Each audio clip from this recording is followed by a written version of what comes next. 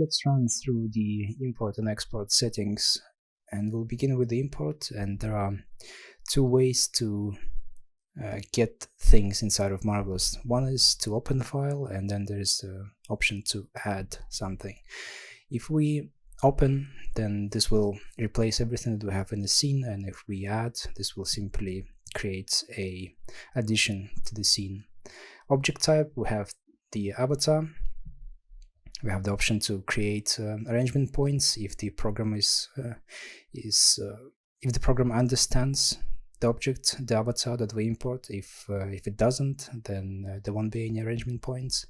Then we have the option load something as trim, load an object as trim, and it's grayed out because in the scene that I was using there was no patterns. And a trim is just an object that can be glued to a garment, and then it's going to be simulated along with the garment. So think about small things like zippers or buttons or things like that. It can be anything, but it's mostly cosmetic, small pieces. Then we have the option to load as garment, and this is quite obvious. And then we have scenes and props, and those can be added to create some kind of let's say we can add a sofa or a bed as a prop or as a scene, and on top of that we can create all the garments that we want. Then we have the scale, and this is somewhat problematic. At least it can be potentially problematic because it requires the knowledge of the scale of the measurement units that are used outside of Marvelous. If we bring something from another program, we need to know what units we use there.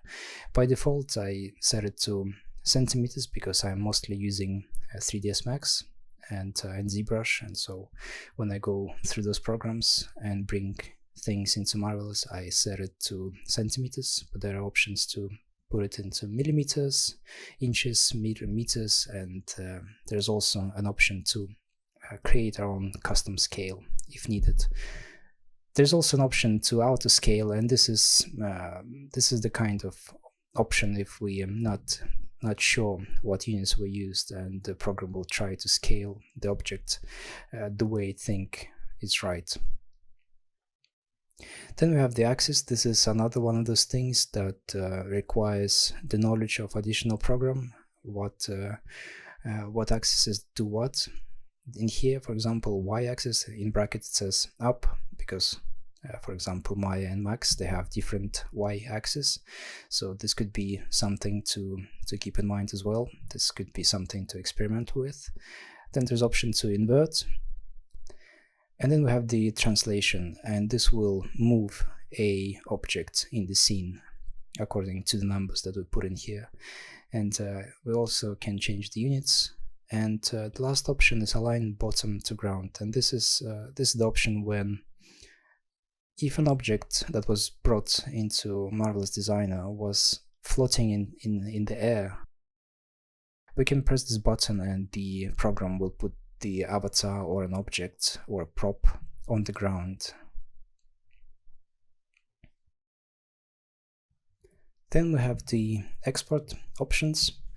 And in here we can select objects, and there are quite a few options in here. So first of all is the select all patterns, and there are those small arrows on the right. If we click on the arrow, we'll get the full list of all the patterns that we have in Marvelous Designer. And if we are planning to export something specific, it's a good idea to name our patterns in Marvelous, because in this list the program will give all the names of the patterns, and by default they're going to be somewhat generic and not so easily distinguishable.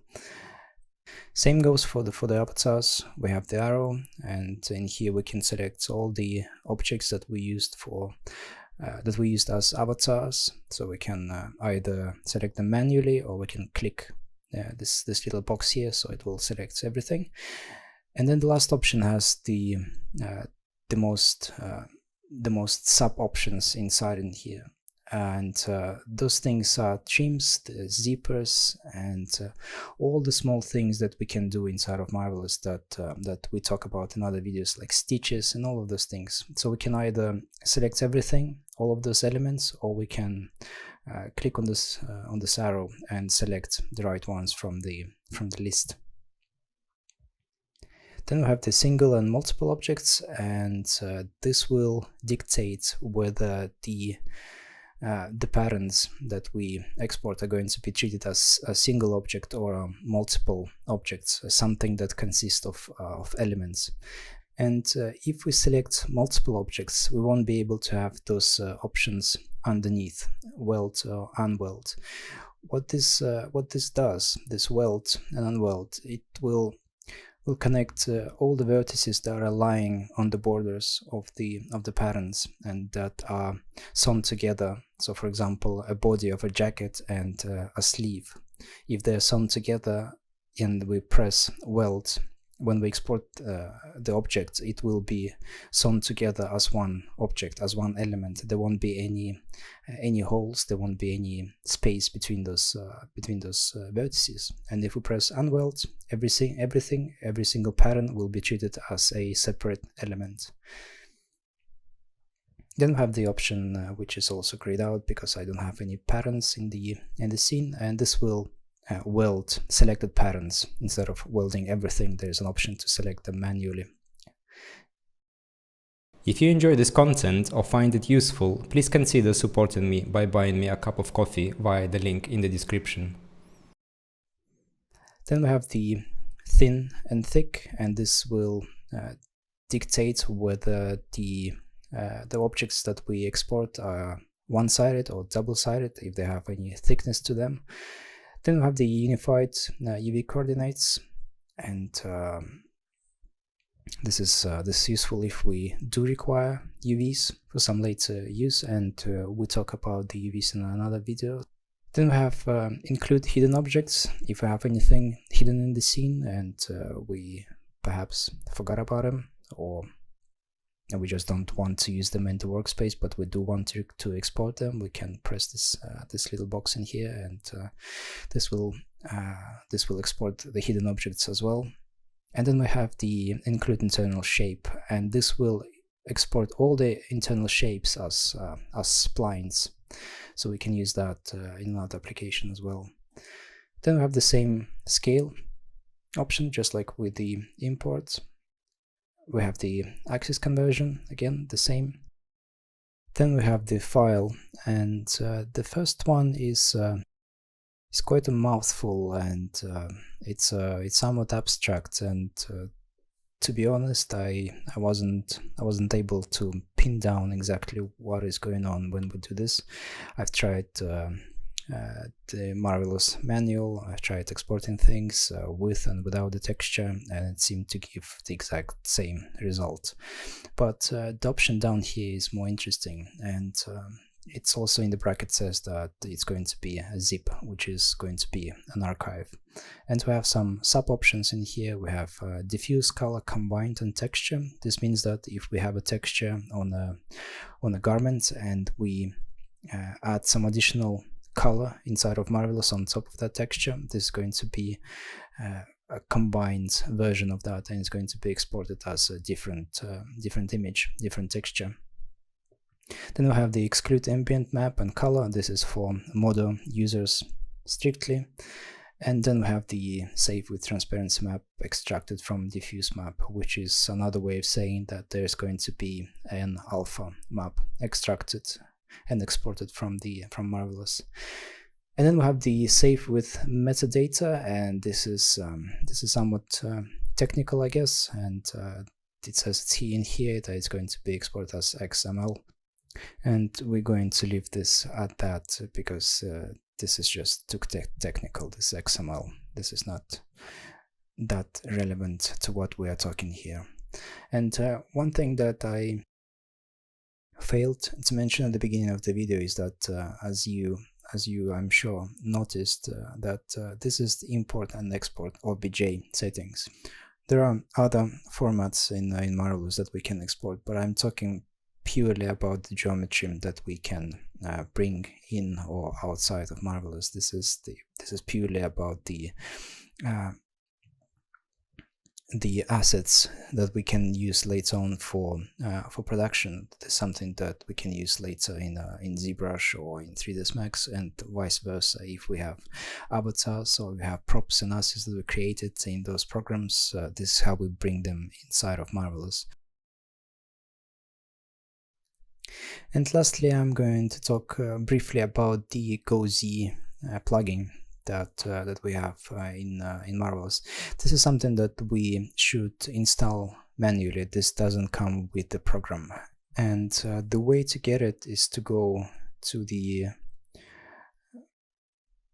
official manual for the program, and here we can find the download installer link, and then we have the description on how to install this plugin. It's not that difficult. It's a matter of putting the files in the right folder, but everything that should be known about this installation can be found on the in the official manual for the program. Inside of the plugin itself, we have run GoZ. This is to run the script itself, and then we have export settings and import settings. And this is something that we set one time, and then the plugin will use this as default for everything else. And in here we have some options that we had in the normal import and export settings for OBJs, just a little bit limited. We have scale, but we don't have the option to change axis, for example. And in import we have somewhat smaller options as well. We can only load this as avatar, as stream, and as garment, and that's about it. We can change the scale. And the script works really well. If you are using ZBrush after Marvelous, this can be, well, it's not exactly a must-have script or plugin, but this is something that can save just a little bit of time. It just simplifies the process of going into file and then hitting export and then selecting the right format and all of those things. So instead we can simply go to GoZ and press run GoZ, and immediately we are brought into ZBrush, and this is our garments.